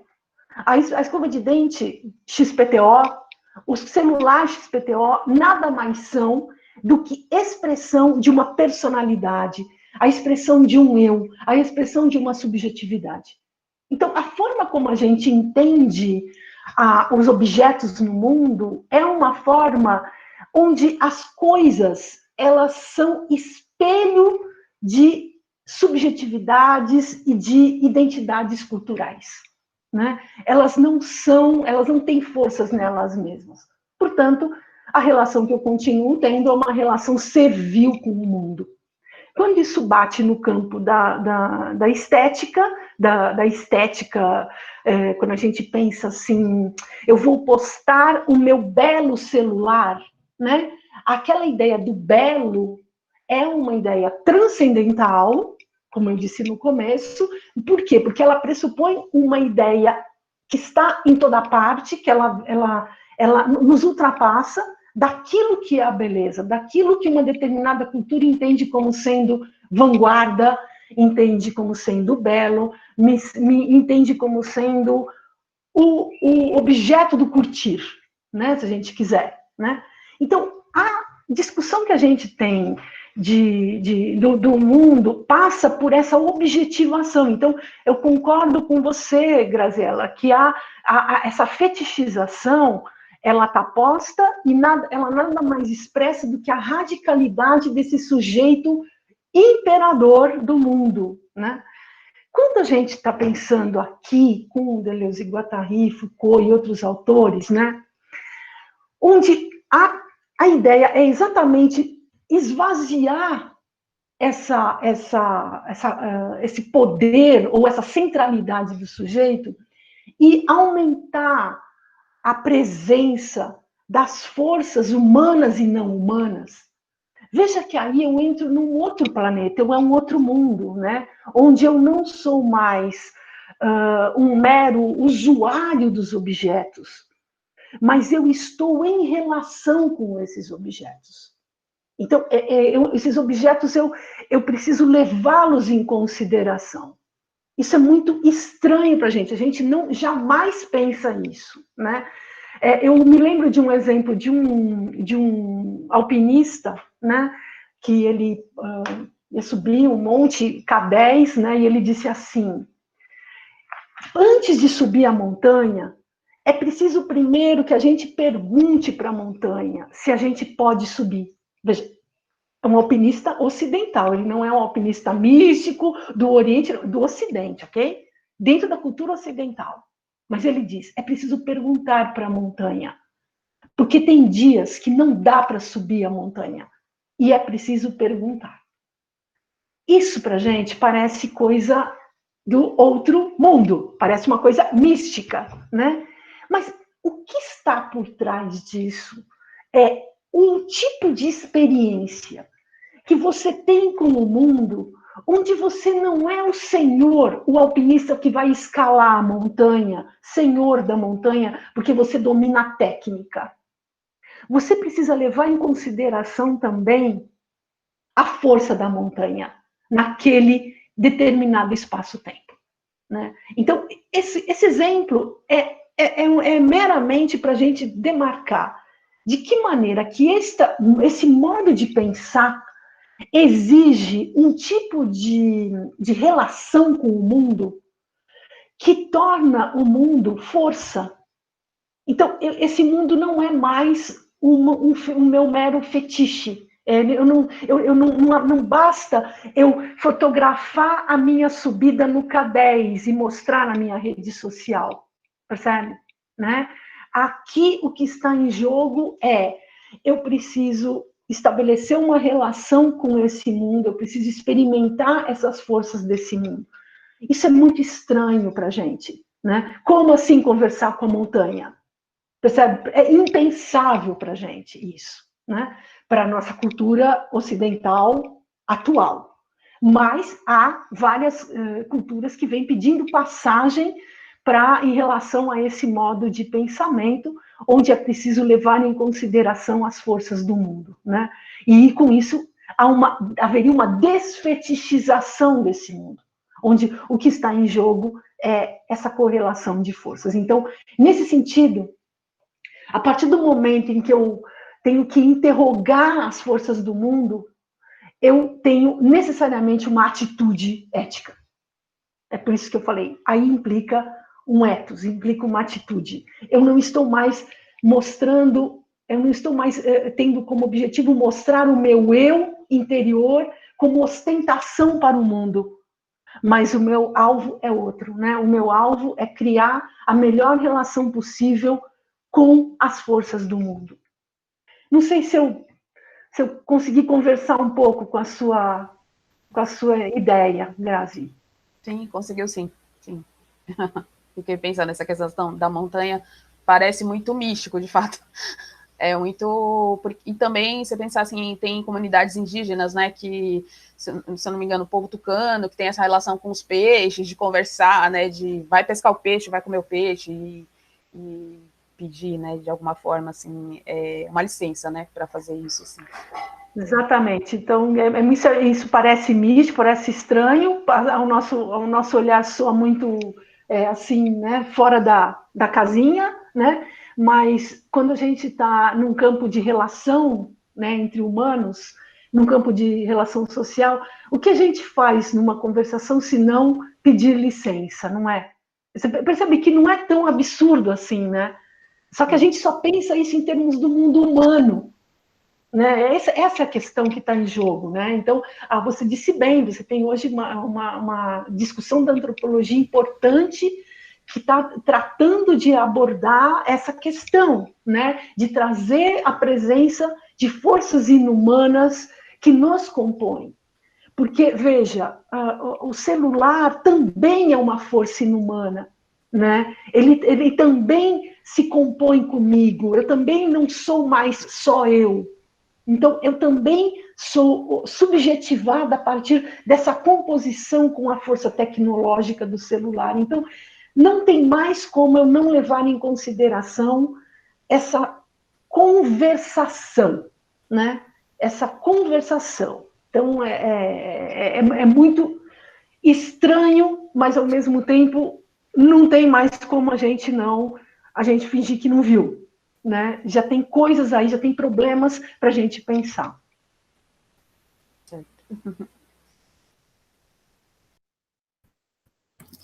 Pessoal, mais perguntas? Só lembrando a todos que eu coloquei o link da lista de presença no chat. Então, se alguém não tiver assinado ainda, já pode ir assinando, tá bom? Ô, Bruna, a Nara colocou uma pergunta aqui no chat, por que separar as sensações das emoções, né? Acho que é uma pergunta importante para a gente explorar aqui. Uhum. Parece estranho isso também, né? Na nossa cultura, a gente tende a pensar essas ideias sempre como sinônimos, né? Como a gente entende o sentir, a gente toma o sentir no sentido muito alargado, né? Então, o sentir, a gente remete a sentimentos, a gente remete a emoções. Então, não há nenhum problema com sentimentos e emoções. Então, veja, é importante, por isso que eu quero responder essa pergunta, porque não se trata de demonizar emoções e sentimentos e dizer, não, está fora do jogo, né? Mas se trata da gente perceber sutilezas, de distinções. Quando eu me aterro ou eu me localizo apenas a um campo emocional, ao campo dos sentimentos, a minha conversa é muito ligada à ideia primeira de um sujeito das emoções, a um sujeito dos sentimentos, né? A um sujeito que tem sentimentos e que a gente diz sentimentos que vêm do seu eu interior. A gente liga sentimento a uma interioridade subjetiva. A questão é que os sentimentos, eles são culturais. Isso que é super estranho, Nara, né? Eles são culturais, né?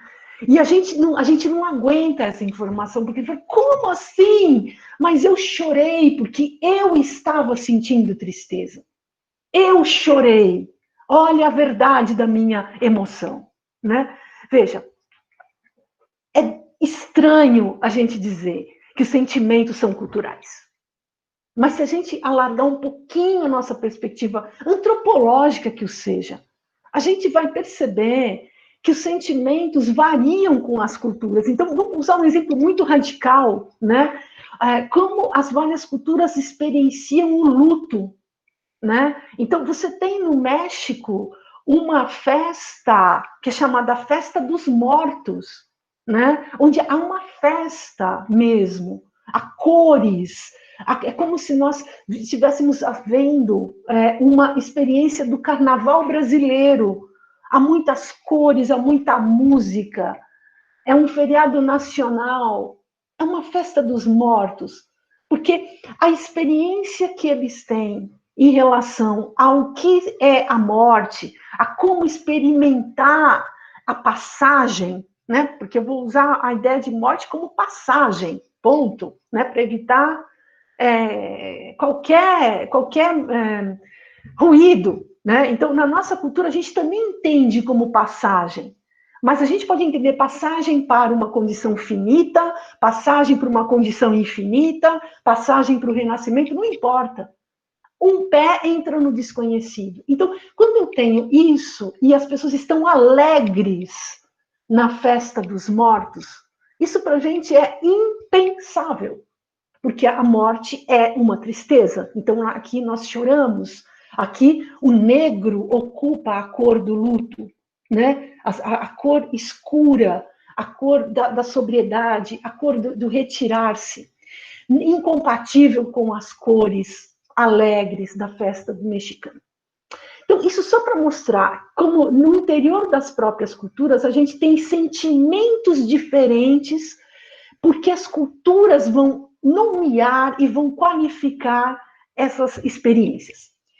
As sensações, elas têm uma dimensão mais corporal.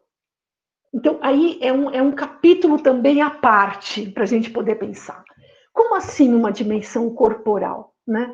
Veja que eu falei todo o tempo para vocês em forças, né? Então, as forças, elas não são metafísicas, elas não são forças simbólicas, são forças mesmo, né? Quando eu entro no túnel do Cildo Meireles e coloco um gelo de cada sabor, há uma força do material ativando o meu paladar, né? Quando eu olho para a tela e vejo o excesso de amarelo nos quadros de Van Gogh, o excesso de girassol e o excesso de cor amarela, né? Se aquilo, antes de tudo, me remete a uma sensação visual. E essa sensação visual, ela não está imediatamente viciada, colada numa emoção. A gente faz isso depois, né? Só depois a gente faz assim, olha, então, né? Isso, por exemplo, o grito do Munch, né? Ai, esse quadro me causa angústia. Isso é depois. Porque o primeiro movimento que tem, o Munch pintou 52 ou 54 vezes o quadro do grito, até chegar no resultado que ele queria. E o resultado que ele queria não nos interessa, porque não é o sentido do que ele queria retratar, mas o resultado que ele, Munch, queria, inventando os procedimentos de lidar com as tintas, de lidar com os materiais, de ter que fazer o óleo misturar-se na tela. Então, a sensação que se tem com o grito, com as cores, percebe? Como essas cores ocupam o seu campo. Isto chega primeiro, né? E chega de maneira bruta. Então, a partir do momento em que eu digo, em que eu mostro para você o quadro do Munch e digo, veja, se você olhar em qualquer crítica artística da obra de Munch, você vai ler lá, assim, como Munch era um pintor sombrio, como Munch tinha uma pintura que remetia à angústia do século. Quando eu olho Munch a partir desta leitura, eu não vejo mais nada. Eu estou atada ao campo das emoções, por exemplo, angústia. Né? Então, existe uma sutileza nisso, né? Que é como eu qualifico essas sensações. É claro que as sensações também estão no campo da cultura, etc. Mas isso é importante a gente perceber que essa conexão ela não pode ser imediata, porque senão eu levo a um espelho, eu levo ao rebatimento de mim mesmo. Né? Nossa, professora, muito obrigada, porque é difícil da gente perceber isso, mas o pior de tudo não é só a gente perceber e ver que precisa sair desse lugar, né? A gente se deixar primeiro impactar pelos sentidos, Mas o pior é saber que a gente também faz isso com os nossos alunos, né? A gente oprime a capacidade deles a gente oprime e passa direto para as emoções, e principalmente as emoções que a crítica faz. Olha, o quadro do Mante, por exemplo, o Mante aqui é angústia expressa, tal, e mata qualquer possibilidade de sensação realmente que o aluno possa ter. E se alguém ficar alegre vendo aquilo, né, como lá na cultura mexicana que você mencionou, né, na questão da morte e tal. Então, realmente, a gente precisa repensar bastante mesmo tudo isso, né, o professor, aliás, hoje em dia a educação sofre desse problema, eu acho, né, da gente matar a criatividade, ou qualquer outra, várias coisas, né, em relação aos nossos alunos, realmente. Isso é muito importante. Muito obrigada, professor, por isso. Legal, Nara. Obrigada pela sua pergunta, porque eu acho que é isso mesmo. A gente está numa linha, no fio da navalha como professor, porque nós somos chamados a dizer sobre o sentido, a dizer da verdade das coisas, a explicar as coisas, né? E a gente a gente passa batido pela poética das coisas, que é a poética das próprias construções das coisas, né? Quanto que um pensamento geográfico, um pensamento histórico, um pensamento literário não lutou para poder chegar naquilo, numa sensação, né? Na sensação das palavras, na sensação. Então, de fato, Nara, eu pactuo da sua preocupação também, que é isso, a gente está numa... Eu me sinto sempre também na condição de docente, assim, é preciso espreita, né? A espreita de poder deixar abrir-se a outras possibilidades, como vai dizer Deleuze e o Guattari, de que tem um impensável no pensado, que tem um insensível naquilo que é sentido. Né? Então, tem algo que é insensível, porque eu preciso acessar esse insensível, que não é colocado numa grade. Eu preciso acessar o impensável que não é colocado numa grade de pensamento. Né? Eu preciso caminhar nessa direção. E não tem uma resposta, mas tem uma experimentação. Né? E aí, como a docência pode ser também um lugar dessa nossa arte, né? De incerteza, percebe? A arte da incerteza, né? De você... simplesmente colocar experimentações em jogo ali, abrindo possibilidades para o inédito. Né? Muito difícil isso, mas um convite que de alguma maneira, nos dá alguma força de ultrapassagem do mesmo, né? A meu ver.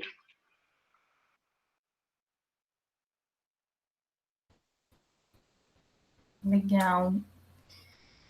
Pessoal, mais alguma questão? Eu esqueci alguém no chat? Se eu tiver esquecido, pode levantar a mãozinha. Eu acho que a Silene fez um comentário, Bruna, aqui anteriormente, que ela disse assim, que isso tudo que a gente está falando, né, dá um significado outro para a vivência do aluno. Eu não me lembro em que momento ela fez essa intervenção, mas eu queria comentar muito rapidamente aqui, aproveitando uns 5 minutinhos que a gente tem. Eu entendo, eu acho que sim, Silene, no seguinte sentido, o aluno também é uma matéria-força. Tá claro? Então, assim, veja, se a partir do momento em que eu saio desse lugar do gênio criador, ou do gênio professor, artista da aula, no sentido que ele é o domínio, ele vai conduzir começo, meio e fim, ele vai dizer de uma verdade, ele vai iluminar, vamos dizer assim, uma verdade, né? O que a gente tem por isso que eu gosto muito da ideia de jogo. A gente tem um jogo, né? Então, a aula nada mais é do que um jogo de procedimentos, né? E o jogo tem regras, mas essas regras podem mudar também, mas ele tem regras. Então, por exemplo, aqui foi um jogo que nós fizemos hoje pela manhã.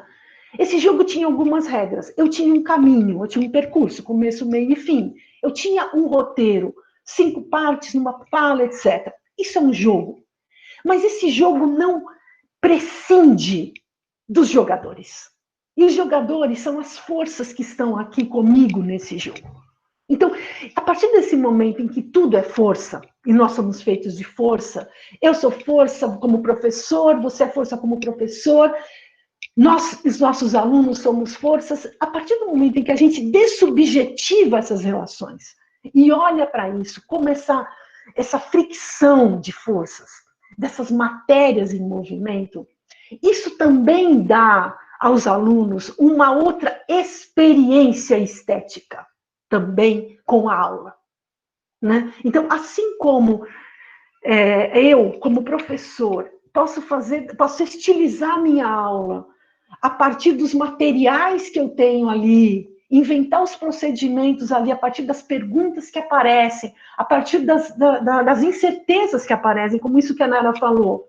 O que você faz se o aluno falar, não, professora, desculpa, essa figura me fez rir, eu não senti nenhuma angústia. O que você faz? Você fala, não, está errado, você não entendeu nada, ou você toma essa matéria à força para poder jogar as coisas para um outro lugar, percebe? Então, como que você inventa os procedimentos ali em loco? Você está vendo que inventar procedimentos nada mais é do que lidar com a vida das matérias, forças em movimento. Ou seja, é a própria vida. Então, eu não vejo a sala de aula como outra coisa senão vida pulsando, né? Porque o que está pulsando ali são todas as nossas matérias, forças. Né? Ali em correlação naquele pequeno espaço de tempo de 1 hora, onde a gente está criando um espaço-tempo singular. Então, isso implica também que os alunos tenham um outro tipo de relação com aquilo que a gente chama de conhecimento. Porque não se trata mais de você tomar o conhecimento como uma verdade, um sentido fechado nele mesmo, né? Como um dogma que você precisa obedecer. Mas se trata de você experimentar modos de pensamento. Então, como que é um modo de pensamento histórico? Como que é um modo de pensamento biológico? Como é um modo de pensamento artístico? E um modo de pensamento filosófico? E um modo de pensamento matemático? Você está vendo que isso muda tudo? Porque a partir do momento em que eu entro nesse jogo, o que o professor está tentando comunicar ali, nesse jogo, é comunicar um modo de pensamento. E isso implica uma estética, implica uma estilização. Há uma estilização no modo de pensamento matemático. Então, o professor, quando ele é professor de matemática, nada mais ele está fazendo do que sendo um artista da matemática, né?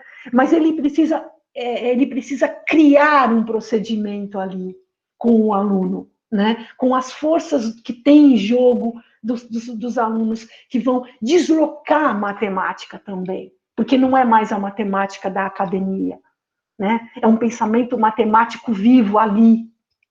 Então, nesse sentido, eu concordo plenamente, Nara, que as vidas todas se modificam. Então, uma aula nada mais é do que uma experiência espaço-temporal na qual você entra de um jeito e sai de outro, ponto. Sem que a gente precise ficar explicando qual o sentido disso, né? Acho que é isso. Muito bom. Pessoal, mais alguma colocação? Então, podemos ir encerrando por aqui. Agradeço muito a fala da professora Cíntia, foi maravilhosa. Acho que todos nós, né, inclusive eu que estava aqui na função de mediar, vou sair daqui com muitas reflexões para fazer, né, a partir dessa fala de hoje. Obrigada a todas e todos que participaram também, pelos comentários de vocês, pelas contribuições. e pela presença e participação no encontro hoje. Convido a todos para continuarem participando das atividades, para a nossa roda de conversa hoje, para a nossa assembleia na sexta, também para as nossas mesas no período da noite, que são abertas para todos. Podem participar lá pelo Zoom. Hoje a gente tem uma mesa bem interessante sobre direitos da criança e do adolescente. Então, espero encontrá-los em outras atividades. Mais uma vez, obrigada, Cíntia. Quer fazer uma consideração final, encerrar aqui? Sim, quero agradecer a Bruna pela mediação, né, pela acolhida, pela organização também, no apoio. Quero agradecer a todos vocês pela presença, foi muito bom conversar com vocês também. A mim, né, saiu daqui bastante vitalizada dessa conversa. É sempre bom a gente conversar sobre essas coisas tão vitais. Agradeço a companhia de vocês por essa manhã e desejo a todos vocês um percurso aí final na semana muito bom. Muito obrigada, pessoal, e até a próxima. Professora, muito obrigada mais uma vez. Bom, eu saio outra daqui. Obrigada.